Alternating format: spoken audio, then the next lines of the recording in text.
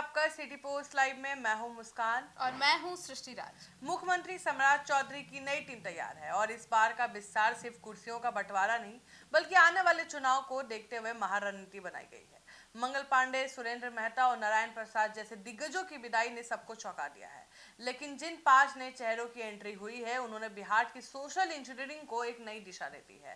पहला नाम है मिथिलेश तिवारी। संगठन के चाणक्य माने जाते हैं। आपको बता दें, मिथिलेश तिवारी का नाम कैबिनेट में शामिल होने भाजपा की जमीनी कार्यकर्ताओं के लिए एक बड़ा संदेश है। गोपालगंज के बैकुंठपुर से पूर्व विधायक रहे हैं तिवारी, भाजपा के प्रदेश उपाध्यक्ष रहे हैं। उन्होंने पार्टी का संकट मोचक कहीं ना कहीं माना जाता है। जब भी पार्टी किसी पछड़े में फंसती है तो मिथिलेश तिवारी ने अपनी सोशल रणनीति से उसे सुलझाया है। ब्राह्मण समाज से आने वाले तिवारी एक प्रखर वक्ता है। आपको बता दें, उनकी बेबाक बयानबाजी, तर्क संगत तर्कों की वजह से उन्हें टीवी डिबेट्स और रैलियों में भाजपा का मुख्य चेहरा माना जाता है। उन्हें मंत्री बनाना स्वर्ण वोट बैंक को यह अनुशासन देता है, कहीं ना कहीं उनको विश्वास दिलाता है कि संगठन का निष्ठावान नेताओं का भविष्य सुरक्षित है। और दूसरा नाम है केदार गुप्ता। कुडनी मॉडल के नायक हैं और केदार गुप्ता की एंट्री बीजेपी की रिवॉर्ड पॉलिसी का हिस्सा है। अब महत्व की बात करें तो मुजफ्फरपुर की कुडनी विधानसभा सीट पर हुए उपचुनाव में इन्हें जेडीयू के उम्मीदवार को करारी शिकस्त दी थी और उस जीत ने बिहार में बीजेपी के बढ़ते जनाधार पर मुहर लगा दी थी। अब वैश्य समाज का प्रतिनिधित्व करने वाले केदार गुप्ता को मंत्रिमंडल में जगह देकर बीजेपी ने उत्तर बिहार के व्यापारी और वैश्य वर्ग को सीधे तौर पर अपने पाले में करने की कोशिश कर ली है। अब यह संदेश दिया गया है कि जो नेता पार्टी के लिए असंभव जीत लाए उसे सत्ता में हिस्सेदारी मिलेगी।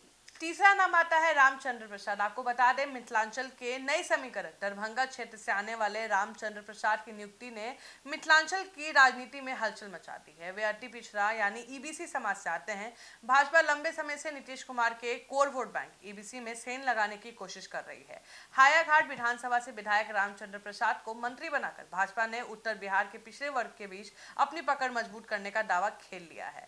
यह कदम सीधे तौर पर आगामी चुनाव और क्षेत्रीय जातीय संतुलन साधने के लिए तैयार है। और चौथा नाम है कुमार शैलेंद्र। जी हाँ, अंग प्रदेश की बुलंद आवाज भागलपुर जिले की बिहपुर विधानसभा सीट से विधायक कुमार शैलेंद्र अपनी दबंग और बेबाक छवि के लिए मशहूर हैं। रामचंद्र प्रसाद की तरह कुमार शैलेंद्र भी अति पिछड़ा वर्ग का प्रतिनिधित्व करते हैं। अंग प्रदेश में बीजेपी जो है उसका एक ऐसा नेता की तलाश थी उन्हें जो स्थानीय मुद्दों पर आक्रामक रहे और कुमार शैलेंद्र की सक्रियता और कार्यकर्ताओं के साथ उनके सीधे जुड़ाव ने उन्हें कैबिनेट की रेस में सबसे आगे रख दिया। पांचवा नंबर है नंद किशोर राम, दलित राजनीति का नया चेहरा। नंद किशोर राम की नियुक्ति भाजपा की सोशल इंजीनियरिंग की सबसे महत्वपूर्ण कड़ी है। ये आपको बता दें, ऐसी समाज से आते हैं। भाजपा अब केवल अपने पारंपरिक स्वर्ण और वैश्य वोट बैंक तक सीमित नहीं रहना चाहती है। दलित समाज के बीच एक नया नेतृत्व तैयार करके भाजपा विपक्षी गठबंधन के दलित कार्ड को कमजोर करना चाहती है। नंद किशोर राम को मंत्री बनाना पार्टी की उस समावेशी छवि को पुख्ता करना है जहां वो हर वर्ग को नेतृत्व का मौका मिल रहा है। तो आखिर इन नए चेहरों को मौका क्यों मिला? इसकी बात करें तो बिहार की राजनीति जाति के इर्द गिर्द घूमती है। बीजेपी ने इन 5 मंत्रियों के जरिए ब्राह्मण, वैश्य, अति पिछड़ा और दलित का एक ऐसा रेनबो समीकरण तैयार किया है जो किसी भी चुनावी गणित को बिगाड़ सकता है और यही सीधे तौर पर राजद और जेडीयू के जातीय गठबंधन की काट है। अब पार्टी का मानना है कि मंगल पांडे जैसे अनुभवी नेताओं की जरूरत अब सरकार से ज्यादा संगठन में है। उन्हें राष्ट्रीय महासचिव जैसी बड़ी जिम्मेदारी देकर आने वाले चुनावों की रणनीति बनाने में लगाया जा सकता है। अब बीजेपी अब सरकार में नए चेहरों और संगठन में अनुभवी दिमाग के फॉर्मूले पर काम कर रही है।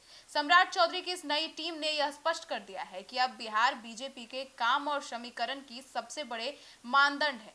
मंगल पांडे जैसे दिग्गजों का बाहर होना एक युग का अंत हो सकता है, लेकिन इन 5 नए चेहरों का उदय बिहार की राजनीति में बीजेपी के नए अध्याय की शुरुआत है। अब बीजेपी के इन कड़े फैसले के पीछे 3 मुख्य राजनीतिक कारण हैं। पहला, मंगल पांडे और सुरेंद्र मेहता जैसे पुराने चेहरे पिछले कई वर्गों से सत्ता के केंद्र में थे। पार्टी को लगा कि जनता के बीच एक न्यायपन दिखाने की जरूरत है। अब नए चेहरों को लाकर बीजेपी ने एंटी इनकम्बेंसी को कम करने और यह दिखाने की कोशिश की है कि बीजेपी बदल रही है। फिलहाल इस खबर में इतना ही। आगे की खबरों के लिए देखते रहे सिटी पोस्ट लाइव। धन्यवाद।